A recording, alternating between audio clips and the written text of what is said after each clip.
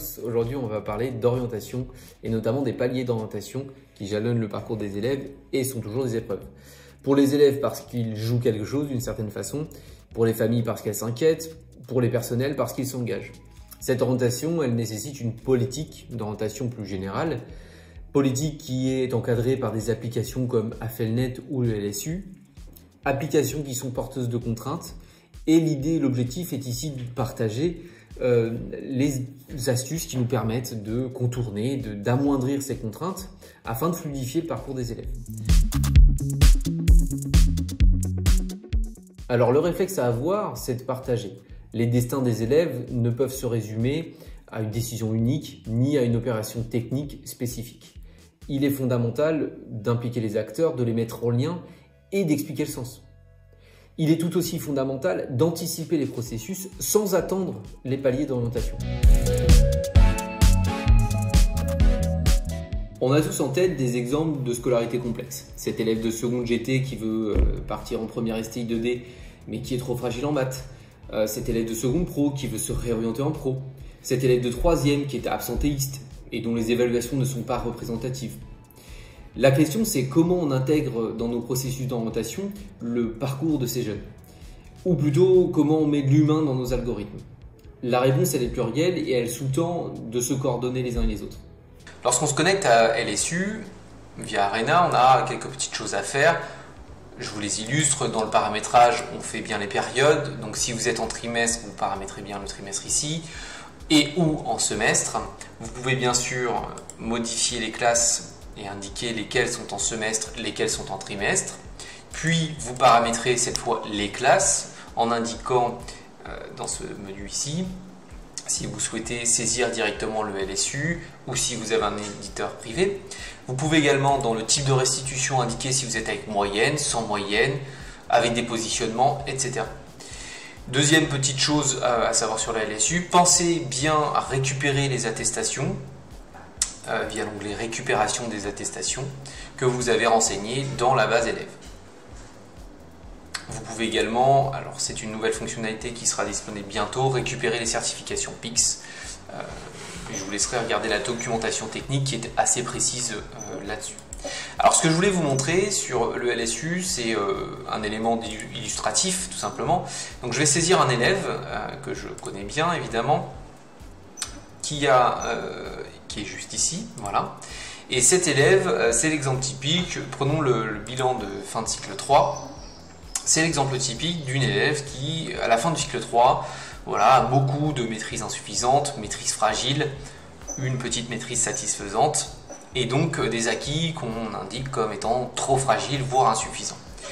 On se projette 2 ans plus tard, on est en classe de 4e, au 3e trimestre. On regarde un petit peu les notes, on est autour de 7, 4, 7, non noté, 2, etc.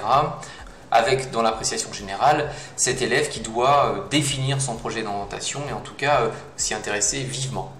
Évidemment, un petit focus sur les heures manquées, 139 heures, 58 demi-journées d'absence, bref, vous avez le tableau de l'élève qui est absentéiste et en décrochage fort.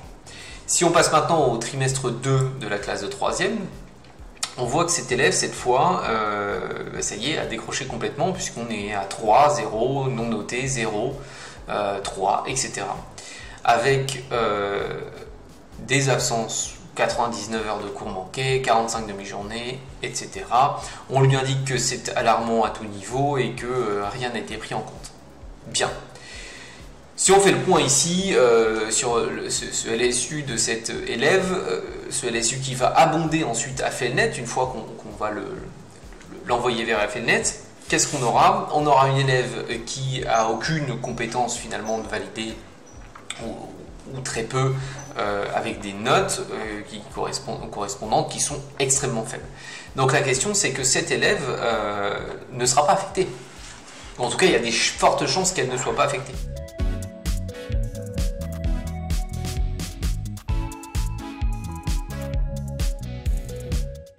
Alors je voudrais évoquer avec vous ce qui me semble être une bonne pratique, développer une culture commune de l'orientation en impliquant les personnels.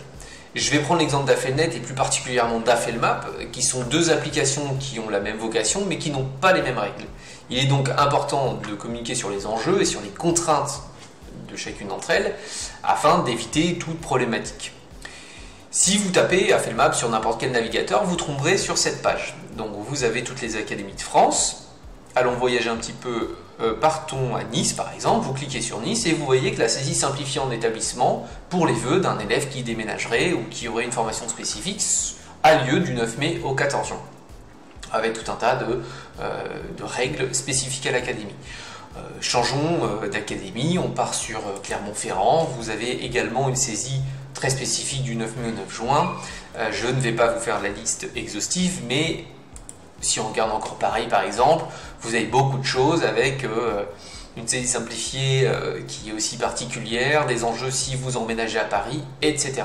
Bref, tout ça pour vous dire que AFELMAP a des caractéristiques propres et la question c'est que qui porte AFELMAP? Est-ce que c'est les secrétariats? Est-ce que c'est le personnel direction?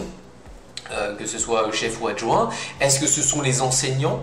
Il est nécessaire de se positionner en fait sur cette question pour éviter notamment de se tromper tout simplement et surtout en réalité pour mieux accompagner les élèves et les familles dans leur choix. Alors en ce qui concerne AFELNet, je ne ferai pas mieux que la documentation technique qui nous est fournie, je vous invite à la consulter, mais peut-être éclairer un petit peu l'esprit avec première idée, c'est qui saisit? Qui contrôle? Quels sont les éléments de contrôle? Que c'est un secrétariat des contraintes labo en STL par exemple? Que c'est un enseignant des notes qui sont utilisées dans le cadre de l'affectation? Posez-vous ces questions-là et tranchez. Ce qui est important que dans cette culture commune qu'on a de l'orientation, tout le monde soit au courant de qui fait quoi et en tout cas il y a un ordre de grandeur. La deuxième idée, c'est de se réunir et de partager et de définir la politique d'orientation commune. La troisième idée, c'est directement quand vous êtes sur le logiciel AFELNet, donc on va dans la saisie des vœux en établissement, et il y a tout un tas, il y a une liste, tout un tas d'onglets. Je vous invite à ce que vous contrôliez les onglets. Alors vous ou la personne qui aura cette délégation, mais en tout cas, soyez alerte sur ce contrôle-là, sur le fait que vos collaborateurs et collaboratrices vous préviennent, vous alertent s'il y a un souci. Ça, c'est assez fondamental. Je voulais partager un petit point peut-être anecdotique, mais qui m'aurait permis d'aller un peu plus vite sur certains cas et qui laisse parfois quelques secrétariats dans la difficulté. C'est dans la saisie des vœux, quand vous avez un élève par exemple sur la zone géographique de résidence, il est en erreur. Ça peut arriver quelquefois. Je vais vous prendre l'exemple d'un de mes élèves. Donc, par exemple, vous êtes dans la fiche d'identification, vous faites modifier, dans la zone géographique, vous n'avez rien. L'élève, par exemple, est dans un autre département, ou alors parfois même une autre académie, ou alors il fait un vœu, vous avez une adresse inconnue, parfois ça peut arriver, ou il fait un vœu différent. Vous avez une zone géographique de résidence de l'élève, pensez que le 0000, etc. est un vœu non défini, et en le mettant, ça vous permet de ne pas bloquer la fiche élève et donc vous pouvez ensuite faire la saisie des vœux. Il y a 3 temps bien importants à définir, l'identification à modifier le cas échéant. Avec les adresses, faites attention aux adresses à traiter, parfois c'est un peu pénible. Ça m'est arrivé d'avoir un représentant légal qui n'a pas la même adresse, ou qui n'a pas d'adresse, plutôt que la même, qui n'a pas d'adresse que le responsable légal 1, et ça peut être problématique parce que quand vous êtes dans les adresses à traiter tout en haut, alors moi je n'en ai plus, mais vous pouvez avoir des adresses à traiter avec cette particularité là. Donc si vous avez ce cas de figure là, si vous avez des adresses à traiter avec des parents, des responsables légaux qui n'ont pas d'adresse mais qui sont bien présents dans la fiche siècle, la mise à jour de siècle ne vous permettra pas forcément d'avoir l'adresse à traiter actualisée. Donc il faudra vous rendre dans la saisie des vœux, vous irez dans l'élève directement, vous modifierez sa fiche et quand vous êtes sur le responsable en bas, vous allez faire modifier la fiche et vous recopierez l'adresse du responsable, de l'autre responsable légal. Au moins ça ne vous mettra pas en défaut, même si ça arrive que ce soit des responsables légaux qui n'habitent pas réellement à cette adresse-là, mais à un moment donné c'est bloquant et ça nous empêche d'avancer.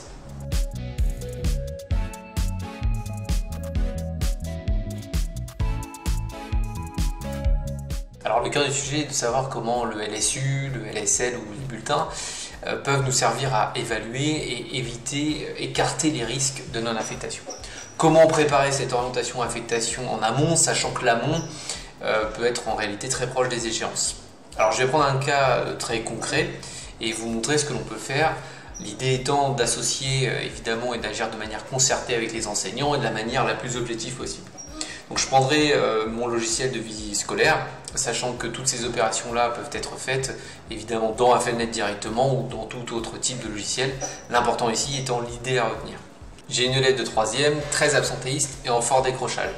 La question qu'on se pose à quelques semaines de l'orientation est de savoir est-ce que les évaluations qu'elle a sont suffisantes pour lui permettre d'être affectée. En réalité non, et c'est ici justement que notre action elle a une importance. Jusqu'à présent, nous n'avons pas réussi à l'évaluer suffisamment correctement pour qu'elle puisse prétendre à une affectation quelle qu'elle soit.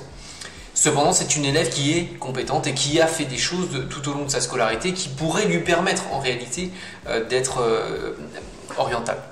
Donc il nous faut impérativement agir sur ce point-là, et j'ai choisi dans mon logiciel de vie scolaire Pronote, mais encore une fois c'est l'idée qui est importante et on peut le faire au niveau d'Affelnet ou au niveau de n'importe quel autre logiciel. L'idée c'est de travailler sur les compétences. Donc dans mon onglet Pronote c'est compétences, j'ai choisi de prendre les compétences transversales avec les éléments très généraux que sont connaître, s'informer, etc. Et ensuite, on va venir utiliser les évaluations sur les compétences transversales. Je prends une évaluation à créer ici et je vais ajouter un certain nombre d'intitulés de compétences qu'on a déjà vus. Alors, pour préciser un tout petit peu ces compétences, je vous donne des idées. Par exemple, si on prend s'informer, c'est une élève, donc je vais dans s'informer. La première chose, c'est une élève qui fait des démarches de recherche, par exemple, importante. Effectivement, depuis qu'elle est finalement en 4e et que son décrochage est en avance depuis ce temps-là, elle essaie de rechercher au travers d'internet, au travers de forums, au travers des rendez-vous avec la psy humaine, au travers des recherches de stage, etc. Donc c'est une élève qui a appris et qui a acquis une compétence, une forme de persévérance à rechercher en tout cas des informations, même si ça ne se traduit pas tout à fait encore par une réalisation concrète. Mais elle est compétente de ce point de vue-là. Vous allez pouvoir la rattacher à des domaines du socle, qu'on va mettre par exemple à D2, s'informer, les méthodes et outils pour apprendre. On est sur s'informer, coopérer et réaliser des projets, rechercher des infos dans différents médias. On colle tout à fait à cette actualité. On peut aller aussi sur s'investir par exemple. Effectivement, c'est une élève qui à chaque fois qu'elle est partie en stage est revenue, a présenté ses recherches, a présenté son stage, soit à sa classe, soit à un tutorat. Et donc, on pourrait tout à fait dire qu'elle est dans la présentation des recherches. Il faut, à mon sens, que ces compétences, elles collent avec la capacité des élèves à faire quelque chose et que ça soit du concret. Ces compétences, on peut tout à fait les rattacher au socle. On est sur la D5, je crois, la représentation du monde des activités humaines. Ça s'appelle pratiquer diverses formes d'écriture, d'invention ou d'argumentation. Je ne vais pas vous faire toute une liste exhaustive, mais en l'occurrence, on peut tout à fait agir, vous avez compris le principe, sur ces éléments-là et être dans le concret pour véritablement que l'évaluation soit la plus exhaustive possible pour elle et qu'elle vienne contrebalancer cette non-évaluation depuis finalement 3 ans, depuis la classe de 5e. Ensuite, comme je vous le disais, on va dans l'évaluation et puis c'est ici qu'on peut mettre les intitulés, ajouter les compétences, démarche de recherche, présentation de recherche, etc. On valide, on met en place l'évaluation et ça permet encore une fois après de remonter sur LSU une évaluation qui est plus cohérente et qui va lui permettre de pouvoir être affecté par la suite. On peut saisir directement les modifications sur les évaluations des élèves dans Affelnet. Pour ce faire, on va aller sélectionner un élève dans la saisie des vœux, n'importe lequel, et puis modifier les évaluations dans saisie des évaluations. En bas à gauche, on a modifié et à cet endroit, on va pouvoir changer les maîtrises des élèves ou les moyennes exprimées en points. J'attire votre attention sur le fait qu'il faut que ce soit fait impérativement après la remontée du LSU, sinon la remontée du LSU viendra supprimer ce que vous avez fait. Ensuite, n'oubliez pas évidemment de valider et d'imprimer les modifications pour les élèves. voit plusieurs avantages. Le premier, c'est d'accompagner et rassurer en donnant davantage de souplesse à la rigidité du cadre. Le deuxième, c'est de permettre de davantage sécuriser le parcours des élèves. Le troisième, c'est d'aborder les notions d'éducabilité et d'équité par tous. Et le dernier, c'est de donner du sens à notre mission. Pour appuyer ce processus d'orientation, j'utilise un fichier Excel commun sur lequel je reporte un certain nombre d'informations, comme la connexion des parents sur EduConnect ou le suivi de la voie d'orientation d'un élève. Vous retrouverez cet outil en accompagnement de la vidéo.